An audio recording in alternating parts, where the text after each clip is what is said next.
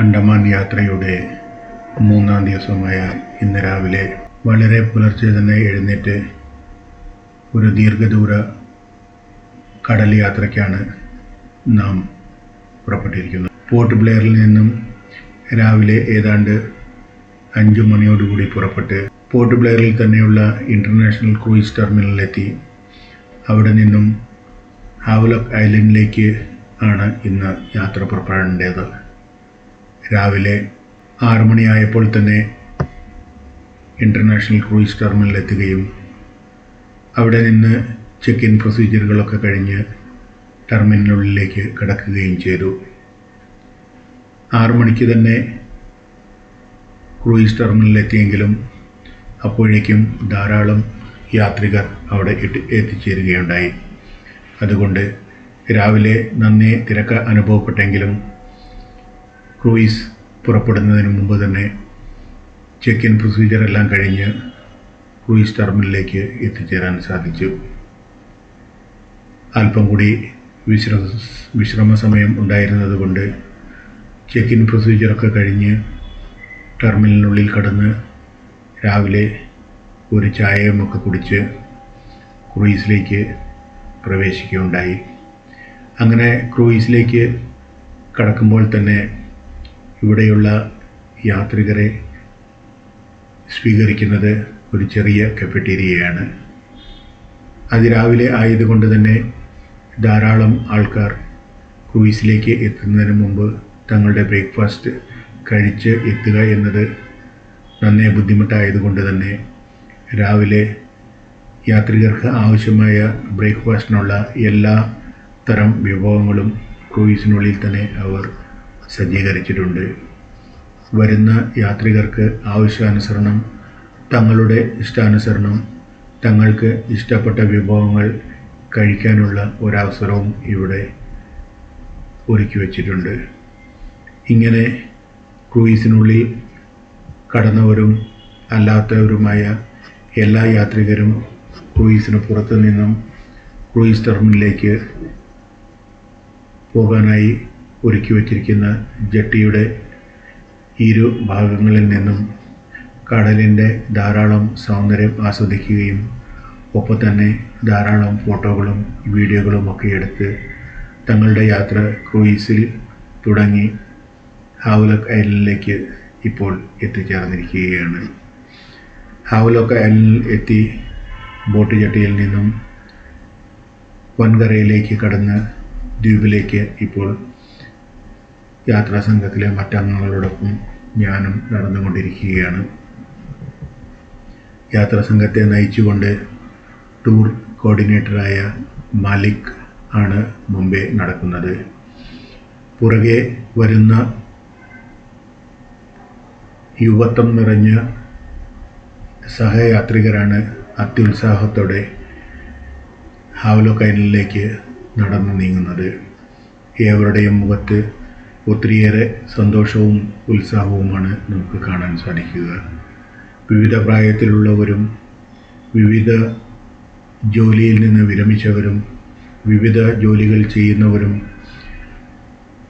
തനതായും കുട്ടികളുമായും പേരക്കുട്ടികളുമായും ഒക്കെ സഞ്ചരിക്കുന്നവരുമായ സഹയാത്രികരുണ്ട് കൂടെ. അങ്ങനെ എല്ലാവരും ഈ ഹാവ്ലോക്ക് ഐലൻഡിലേക്ക് എത്തിച്ചേരുകയും ഇവിടെ നിന്നും മറ്റൊരു വാഹനത്തിലാണ് കാലാപത്തർ ബീച്ചിലേക്ക് നമുക്ക് പോകാനുള്ളത്.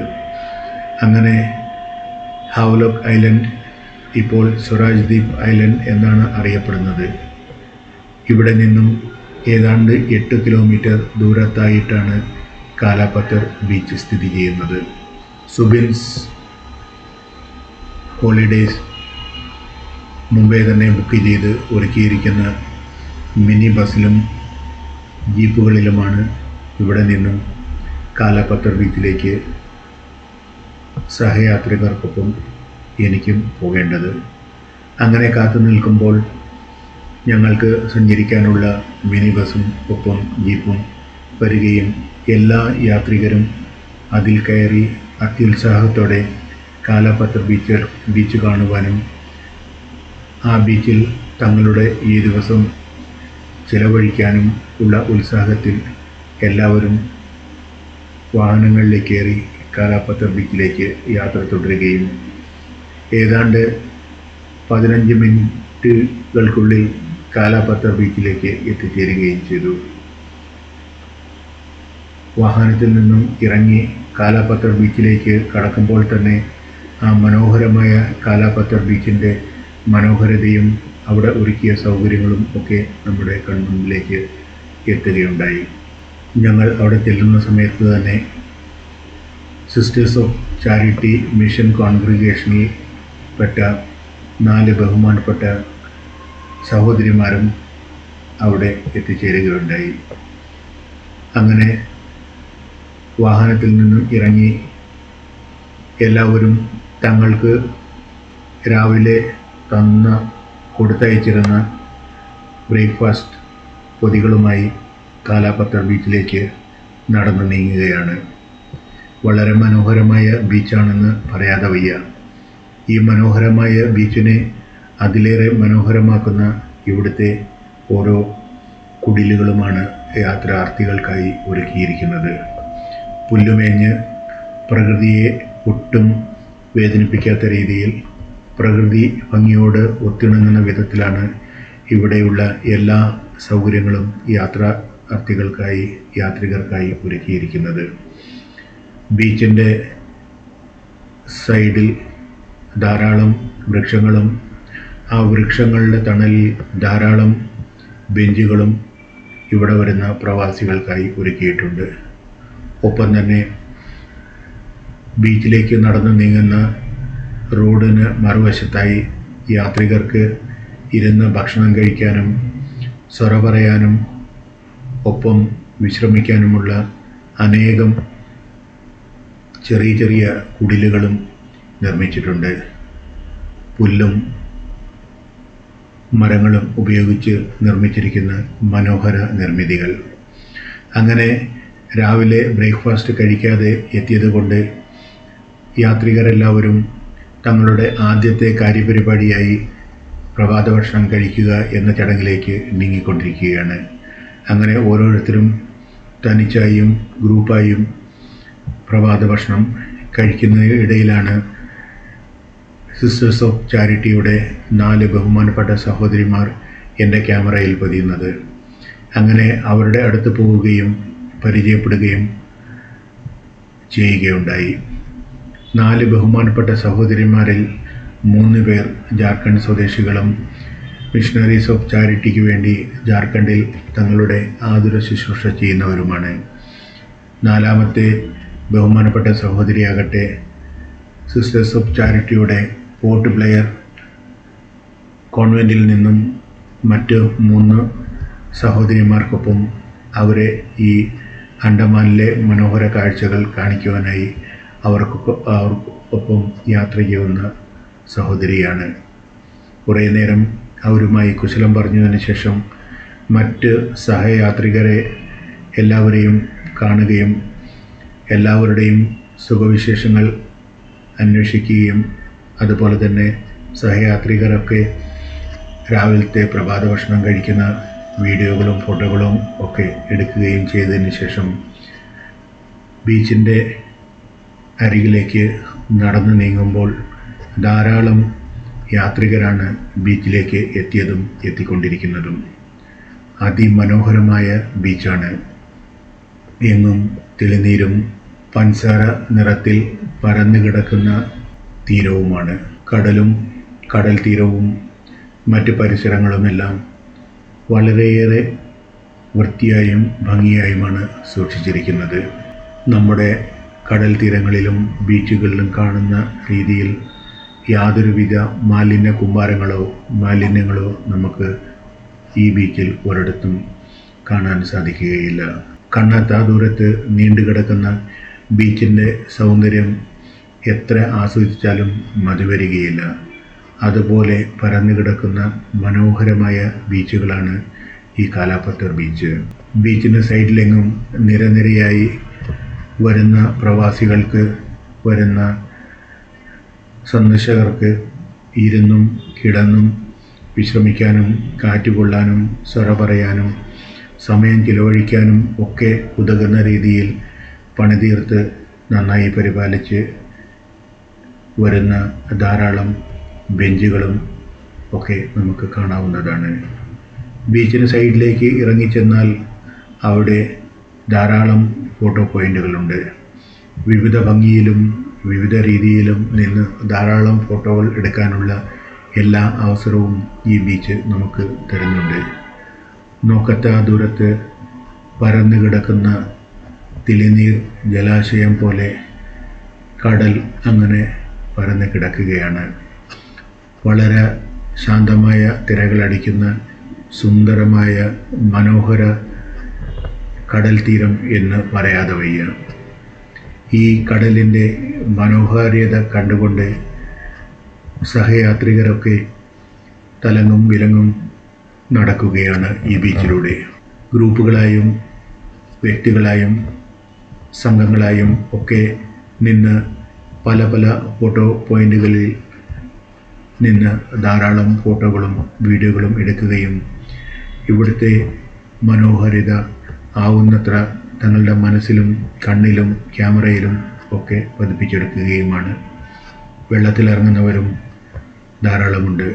ഈ കാലാപത്തർ ബീച്ചിലേക്ക് വരുന്ന വഴിയുടെ വലതുവശത്തായി ഇവിടെ എത്തുന്ന യാത്രികർക്കായി ധാരാളം കടകളും പ്രവർത്തിക്കുന്നുണ്ട്. കരിക്കും മറ്റ് ആഹാര പദാർത്ഥങ്ങളും ചെറുകടികളും സമോസയും അങ്ങനെ മറ്റ് പലഹാരങ്ങളും ഒക്കെ വിൽക്കുന്ന അനേകം സ്റ്റാളുകൾ നമുക്ക് ഇവിടെ കാണാൻ സാധിക്കുന്നതാണ്. കോറൽ കൊണ്ട് നിർമ്മിച്ചിരിക്കുന്ന അലങ്കാര വസ്തുക്കളും ഗിഫ്റ്റ് ഐറ്റംസും അതുപോലെ തന്നെ വസ്ത്രങ്ങളും ടീഷർട്ടുകളും ബനിയനുകളും ബർമുടയും അങ്ങനെ സ്ത്രീകൾക്കും പുരുഷന്മാർക്കും ഒക്കെ ഉപയോഗിക്കാൻ പറ്റുന്ന ധാരാളം ഡ്രസ്സുകൾ വിൽക്കുന്ന ചെറിയ ചെറിയ കടകൾ നമുക്കിവിടെ കാണാൻ സാധിക്കുന്നതാണ്. രാവിലെ ഏതാണ്ട് 10 മണിയോടുകൂടി ഈ ബീച്ചിൽ എത്തുമ്പോഴേക്കും ഈ കടകളൊക്കെ സജീവമായി കൊണ്ടിരിക്കുകയാണ്. ഇവിടെ യാത്രികർക്കായി അത്യാവശ്യം എല്ലാ സൗകര്യങ്ങളും ഇവിടുത്തെ ഭരണകൂടം ഒരുക്കിയിട്ടുണ്ട്. വളരെയേറെ സ്നേഹത്തോടെ സംസാരിക്കുകയും ഇടപെടുകയും ചെയ്യുന്ന ഇവിടുത്തെ ആൾക്കാർ. അങ്ങനെ ഈ ഗ്രൂപ്പിലുള്ള എല്ലാവരും ബ്രേക്ക്ഫാസ്റ്റ് ഒക്കെ കഴിച്ച് കടലിൻ്റെ മനോഹാരിതയും അതുപോലെ തന്നെ ഈ ബീച്ചിൻ്റെ സൗന്ദര്യവും ഒക്കെ ആസ്വദിച്ചും തങ്ങൾ കരുതിയിരുന്ന ബ്രേക്ക്ഫാസ്റ്റിൻ്റെ അവശേഷിക്കുന്ന ഐറ്റം കൂടി ഇവിടെ നിന്ന് കഴിക്കുകയുമാണ്. ഇങ്ങനെ ഇവിടെ നിന്നും ഈ ബീച്ചിൻ്റെ മനോഹാരിതയൊക്കെ ആസ്വദിച്ചതിന് ശേഷം രാധാനഗർ ബീച്ചിലേക്ക് ഇപ്പോൾ നാം എത്തിച്ചേർന്നിരിക്കുകയാണ്. രാധാനഗർ ബീച്ചാണ് ഈ ഹാവ്ലോക്ക് ഐലൻഡ് ഇല്ലെങ്കിൽ സ്വരാജ് ദ്വീപിൽ ഏറ്റവും പ്രശസ്തമായ ബീച്ചായി കണക്കാക്കപ്പെടുന്നത്. വളരെ വിശാലമായ ഒരു ബീച്ച് കൂടിയാണ് ഇവിടെയുള്ളത്. നാം രാവിലെ ഇവിടെ എത്തുമ്പോഴേക്കും ശുചീകരണ തൊഴിലാളികൾ ബീച്ചിലേക്കുള്ള വഴികളൊക്കെ അടച്ചു വൃത്തിയാക്കി സഞ്ചാരികൾക്കായി ഒരുക്കിക്കൊണ്ടിരിക്കുകയാണ്. അപ്പോഴേക്കും ധാരാളം സഞ്ചാരികളും ഇവിടെ എത്തുന്നുണ്ടായിരുന്നു. വരുന്ന യാത്രികർക്ക് ഇവിടെ കടലിലിറങ്ങി കുളിക്കാനുള്ള എല്ലാ സൗകര്യങ്ങളും ഒരുക്കിയിട്ടുണ്ട്. കുളിക്കാനും അതുപോലെ തന്നെ ഡ്രസ് ചേഞ്ച് ചെയ്യാനുമുള്ള ഡ്രസ്സിംഗ് റൂംസും വാഷ്റൂംസും അങ്ങനെയുള്ള എല്ലാ ഫെസിലിറ്റീസും ഇവിടുത്തെ ലോക്കൽ അഡ്മിനിസ്ട്രേഷൻ ഇവിടെ വരുന്ന പ്രവാസികൾക്കായി ഒരുക്കിയിരിക്കുന്നു. ഒപ്പം തന്നെ ലോക്കർ ഫെസിലിറ്റിയും ലഭ്യമാണ്. 1 മണിക്കൂറിന് 30 രൂപ എന്ന നിരക്കിൽ ലോക്കർ ഫെസിലിറ്റി ഇവിടെ ലഭ്യമാണ്. ഇവിടെ വരുന്ന യാത്രികർക്ക് വെള്ളത്തിലിറങ്ങി കുളിക്കാനും കടലിൻ്റെ ഭംഗി ആസ്വദിക്കുവാനും താല്പര്യമുണ്ടെങ്കിൽ തങ്ങളുടെ ഡ്രസ്സും തങ്ങളുടെ ബാഗേജും മറ്റ് വിലപിടിപ്പുള്ള ക്യാമറ മണി പേഴ്സ് തുടങ്ങിയ സാധനങ്ങളും ഇവിടെ ലോക്കറിൽ സൂക്ഷിക്കാവുന്നതാണ്. അങ്ങനെ തങ്ങളുടെ വിലപിടിപ്പുള്ള സാധനങ്ങളൊക്കെ ലോക്കറിൽ സൂക്ഷിച്ചതിന് ശേഷം ഈ ബീച്ചിലിറങ്ങുകയും ഇവിടെ കടലിൽ കുളിക്കുകയും കുറേ നേരം ഈ ബീച്ചിൻ്റെയും കടലിൻ്റെയും ഭംഗി ആസ്വദിക്കുകയും ചെയ്തതിന് ശേഷം യാത്രികരെല്ലാവരും തിരിച്ച് വിശ്രമ കേന്ദ്രത്തിലേക്ക് എത്തുകയും അല്പനേരം അവിടെ വിശ്രമിക്കുകയും ചെയ്തതിന് ശേഷം വാഷ്റൂമിലും ചേഞ്ചിങ് റൂമിലും ഒക്കെ പോയി നനഞ്ഞ വസ്ത്രങ്ങളെല്ലാം മാറി തങ്ങളുടെ മടക്കയാത്രയ്ക്കായി ഒരുങ്ങിക്കൊണ്ടിരിക്കുകയാണ്. അങ്ങനെ തങ്ങളുടെ മടക്കയാത്ര ആരംഭിക്കുന്നതിനു വേണ്ടി ക്രൂയിസ് ടെർമിനലിൽ എത്തിച്ചേരുകയും അവിടെ നിന്നും മടക്കയാത്രയ്ക്കുള്ള ക്രൂയിസിനായി കാത്തിരിക്കുകയും ചെയ്യുമ്പോൾ തങ്ങൾക്ക് തിരികെ പോർട്ട് ബ്ലെയറിലേക്ക് സഞ്ചരിക്കാനുള്ള ക്രൂയിസ് എത്തുകയും ആ ക്രൂയിസിൽ ടൂർ ഗൈഡായ മാലിക്കിനൊപ്പം എല്ലാവരും കയറുകയും ക്രൂയിസിൽ സഞ്ചരിച്ച് പോർട്ട് ബ്ലെയറിലേക്ക് എത്തിച്ചേരുകയുമാണ് ഉണ്ടായത്. തിരികെ നോട്ടിക്ക എന്ന ക്രൂയിസിലാണ് ഹാവ്ലോക്ക് ഐലൻഡിൽ നിന്നും പോർട്ട് ബ്ലെയറിലേക്ക് നാം സഞ്ചരിച്ചത്. കടലിലൂടെ സഞ്ചരിക്കുകയാണെങ്കിലും വളരെ ഏറെ ശാന്തമായ കടലായതുകൊണ്ട് വളരെയേറെ സന്തോഷത്തോടും ആഹ്ലാദത്തോടുമാണ് തങ്ങളുടെ ക്രൂയിസ് യാത്ര ഓരോ യാത്രികർക്കും അനുഭവപ്പെട്ടിരുന്നത്. ഏതാണ്ട് 200-ൽ പരം യാത്രികരെ കൊണ്ട് യാത്ര ചെയ്യാൻ കപ്പാസിറ്റിയുള്ള ക്രൂയിസായിരുന്നു മടക്കയാത്രയിൽ നാം സഞ്ചരിച്ച നോട്ടിക്ക എന്ന ക്രൂയിസ്.